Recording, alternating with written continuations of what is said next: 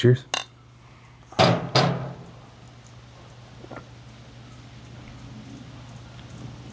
Oh, yes. Yes. Yeah. Yes. Yes. I'm a fat big boy. stout guy. I'm a fat boy that is ready for cold weather. Because this is, ooh. It's cold weather beer. I love it, man. It's cold weather beer.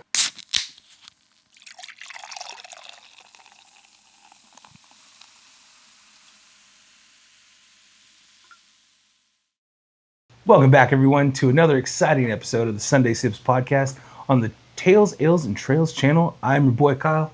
That's your other boy, Nick. In the flesh. We're here with a non-local brew. Yep. That's really non-local. Very non-local. Very non-local. It's way out there. This is from, where is this from? New Holland Brewing.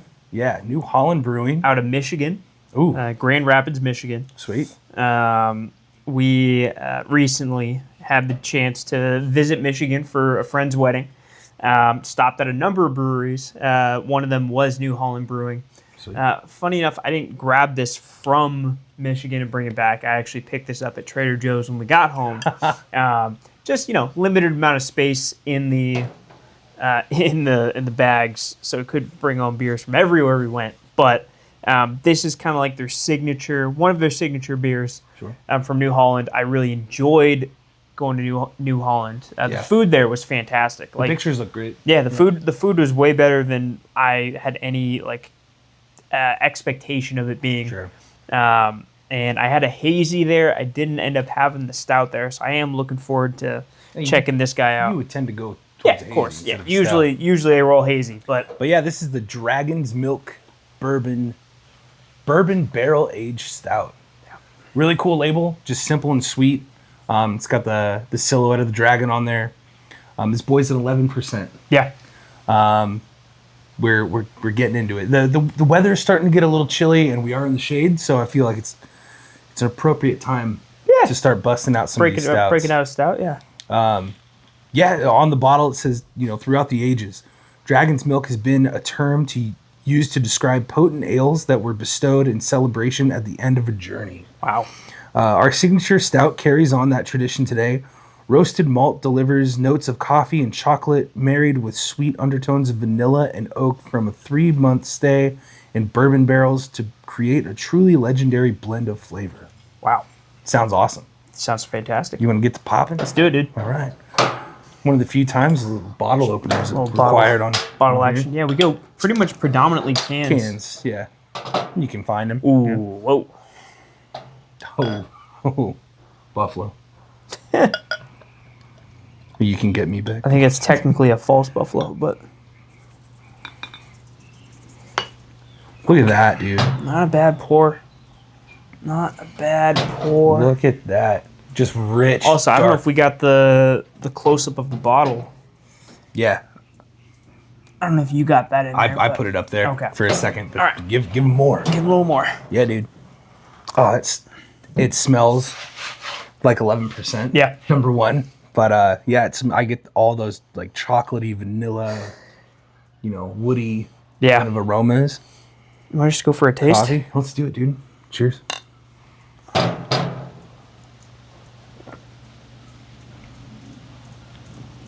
Oh, yes. Yes. Yeah. Yes. Yes. I'm a fat Big boy. stout guy. I'm a fat boy that is ready for cold weather. Because this is, ooh. It's cold weather beer. I love it, man. It's cold weather beer. It's definitely 11%. Yep. Peel back the curtains. I am a little hung from last night. And I actually mean just a little. I'm not Smidge. terrible. But A skosh. I told Nick, I was like, let's review this one because this one will loop me around the sun and sleep me back. It'll bring you back into the swing of things. And to pull it back even a little bit further, not only did you have a big night last night, somewhat of a big night, but we've got a big day ahead of us. True. We probably within about 5 minutes of recording this, after we wrap up here, we're going to be heading to Sierra Nevada, and I'm going to say this because this won't release for a few weeks, but going to Sierra Nevada Brewing for a very special event. It's a party where they will be announcing the next iteration of their Alpha Hop Society Club. Right. And for those who weren't familiar, Alpha Hops was their barrel-aged beer club that has been incredibly exclusive. We were fortunate enough to get into the club last year, and unfortunately, it was the last year. Yeah. For Alpha Hops, they decided that they wanted to do something different. They still wanted to have a beer club, but from what I understand, they wanted to open it up to a lot more different styles of beer, a lot more different flavors Than the bourbon, and then barrel aged stuff. Right. I have a feeling that they're going to include some of that. Yeah, but not like all. Yeah, very just heavy beers, which it does take you a little while. Bit more variety. It does take you a while to get through those because you're like, oh. I mean, I've still got so many sitting in the fridge, which is exciting. That means which you is can great. Enjoy those. Yeah. But so by the time this airs, we'll have been able to see exactly what their new thing's going to be. I'm super excited for it. Me too. We've got a tank tasting scheduled for 10 minutes before the start of the event. Really as simple as them taking us to a tank and letting us taste something straight out the tank. Which I bet you I know what beer it's going to be. Really? Do you? I bet you it's going to be Celebration because they're unveiling Celebration at the party. Oh, that's so I think they might be giving us a taste of Celebration. We're going to get another little dark beer. Yeah. The Sierra Nevada, it doesn't, when they canceled the Alpha Hops or whatever, it didn't feel like the Oktoberfest or beer camp cancellation. No, but it did. Those two compounded with each other. Yeah, it was a bummer. Kind of a bummer. It was a bummer, but I knew that they were going to take. I had a feeling they were going to take a year off and then unveil something. They wanted to revamp, which is exactly what they did. So for sure, 100%. We're excited. Yeah, but we're gonna have a lot of fun. Yeah. This beer is fantastic. The Dragon's Milk is awesome. I like it a lot. It really gives you in that. Some of those hazies and those pales and stuff like that, pales, not pills. You can hide, pills too, and pills. You can hide like a certain percentage. Like some of those beers, like they're sneaky. You'll be like, whoa, that's right. That's 8.5. You know what I mean? Stouts tend to draw on that more. Like you want that hit. You want that sting. Right. Almost like there's a bit of alcohol in here. You know what I mean? Well, there is. But but you get like that stouts. You like that warm feeling. You know what I mean? The coffee and chocolate definitely come through. Yeah. But the undertones of vanilla are definitely in there. Like they present well. I get the woodiness too. That what did it say? Oak. Was it oak? I think so. Oak, oak, vanilla and oak. Yeah, oak wood from the bourbon barrels. Mm-hmm. I feel like we can do some plugs. Sure. While we're out here, while the day's nice. Go for it. I don't even know where we're gonna be at by the time this launches, but because we are, banking a few. There's going to be a point where Kyle goes into his yearly sobriety journey. My slumber, my hibernation. So we're trying to, schedule a few of these ahead of time so we have some content to pull from. We're also going to do some non-alcoholic beers, of course. We did that last year. It actually was pretty popular. People like to see the different styles of NA beers, the different options that are out there. Yeah, sorry to cut you off. We also learned a lot. Oh yeah, learned a lot about. I've never really dove into. We've never kind of explored that side of things. But what's coming down the pipeline and what should already be out by the time this launches? Our interview with Ramble West Brewing is launching imminently. So that'll be out. It was in celebration of their 2nd anniversary. We timed it to launch with the launch of their party, their 4-day party, essentially, kind of celebrating 2 years of being in town and being in business. Our interview with Ben Nielsen from Last Insider is out. Great conversation about someone who's doing things a little bit differently and making a cider that really challenges people's perception of what cider can be. Jason Roberson, another interview that we're really excited about. He's a craft beer brand designer. He worked for Sierra Nevada for about 11 years, went off on his own, has the really exciting job of being able to design really the branding that goes on all of these great beers. And he's worked with tons of great breweries. So it was really cool to see, that side of the coin, if you will, because we don't often look at beer from that perspective. Yeah. So getting to have that conversation with him was fantastic. Yeah, we were talking about it because we're talking to emailing him, Right. And I've always been, since this started, I've always been one to like look at the labels and been like kind of enthralled in that capacity, and get to sit down with him and see. You guys will see it in the B-roll or in the video. He's got all sorts of bottles and cans that he's designed, and it's really cool. Yeah. Breathtaking to see. Yeah. His work basically on the shelf right there, just for everyone to see. Yeah. It's really cool. And then, speaking of Michigan and New Holland Brewing, when I was in Michigan, Kyle didn't make the trip out. He was not a part of this wedding. I was at Aftershock. He was at Aftershock. We got the opportunity to sit down with a couple of folks from Founders Brewing, which is, a real pivotal brewery in the craft beer scene historically, and had probably one of the better conversations we've ever had in this podcast. Sweet. I mean, it was fantastic. I know you haven't even seen it yet. No, I'm excited to see it. I can't wait to bring it out. I think that one won't be released by the time this comes out, but it'll be coming soon. Yeah, it'll be on the way. One that'll definitely be out, I believe, or it'll be very close to being out, will be our interview with Farmers Brewing. That one is another one that we're super excited about. That was a fantastic discussion. Kristen with Bill, and Bill were awesome. Kristen and Bill. Yeah. It was really just fascinating to kind of hear their story. Yep. Generational farming in both sides of their families, and decided to launch a brewery. Yeah, and it's successful. Babe. Yeah, and it's been fantastic. It's good. So can't wait for that. I mean, I could keep going on and on, but really, there's no shortage of great stories that we're getting the opportunity to tell. It's been a lot of fun. I mean, at the end of the day, that's what this all comes down to. We do like getting to hear these stories, and we like sharing them with you guys. But At the end of the day, it's really fun to do. Yeah. To be able to make these connections, to talk to these people who all kind of have this shared passion for what they're doing, and they want to share that. But they want to share that shared passion with with everyone else, which is pretty cool.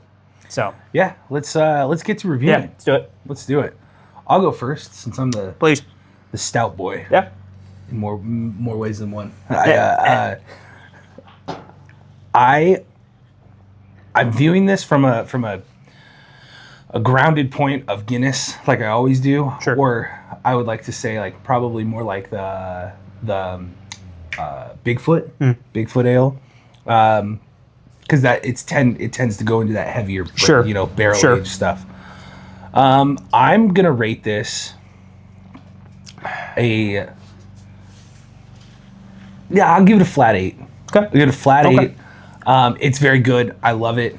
It doesn't hit like the high upper echelon for me because I think I'm just more privy to, other barrel aged stuff. I mean, we're fortunate to have had a pretty good number of barrel aged stouts in our time. Right.